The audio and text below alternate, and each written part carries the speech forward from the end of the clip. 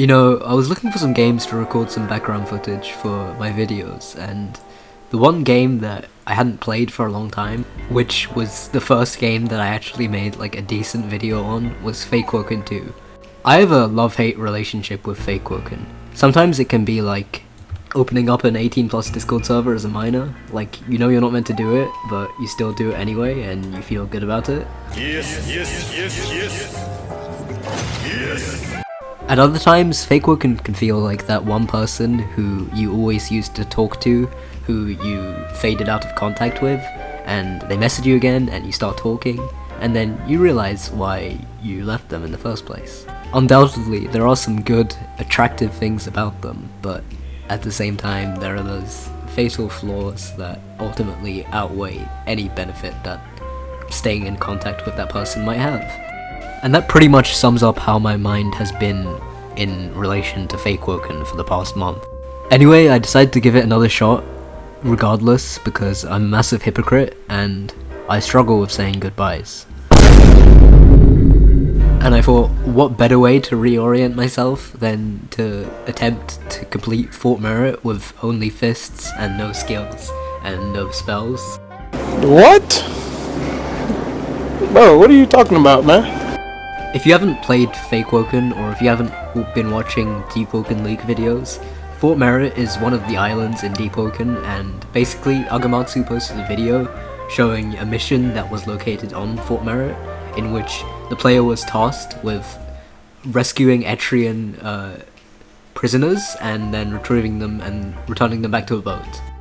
With literally that video being their only source of information, the developers of Deepwoken made like a mock simulation of this mission, in which you can obviously do the same mission that Agamatsu did, albeit a very dulled down version of it. This mission is nearly impossible if you don't know what you're doing, but if you spent the time to actually get adjusted to the god AI, then this mission becomes a lot easier and it becomes much more fun too. You can actually start beating up NPCs with minds of their own, and they actually fight back better than other players. All the nonsense that I've been saying for the past 2.5 minutes has just been a preamble for what I'm about to say.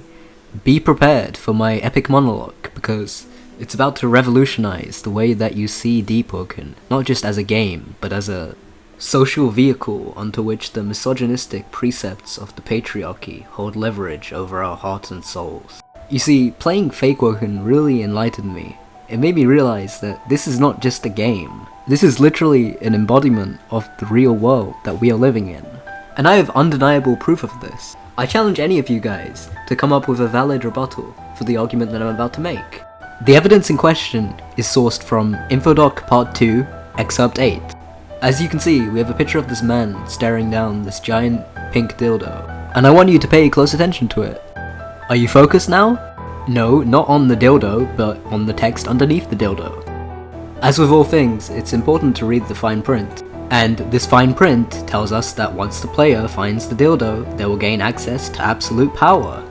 Now, if you haven't guessed already how this relates back to the point that Deepwoken is an embodiment of real life, then I want you to click off my channel and never watch my videos again. You are simply too stupid to understand the mastery behind my argument. Now, for all you smart people remaining, I want you to give yourself a pat on the back. You realize that the absolute power referred to in Excerpt 8 was just an allegory to the absolute power that King Henry VI, King of England, adopted upon his predecessor King Henry V dying from dysentery. Now, King Henry VI became king at the ripe old age of 8 months old. And you want to know how this relates full circle back to Deepwoken? You know the players? You know those people that join the game? Those people that you gank? Those people that you grip? Those people that you call toxic and bozos and boosted and monkeys? Well, each of those players represents a real person in real life. And according to official data posted by Archmage and Ragoozer, the average age of those players is also 8 months. If you think that those two facts are a coincidence, then I have a bridge in Fort Merit to sell you. If this video helped you in any way or form uncover the deeper meaning behind the truths of Deepwoken, then please share this with a friend. Yes. Oh my god.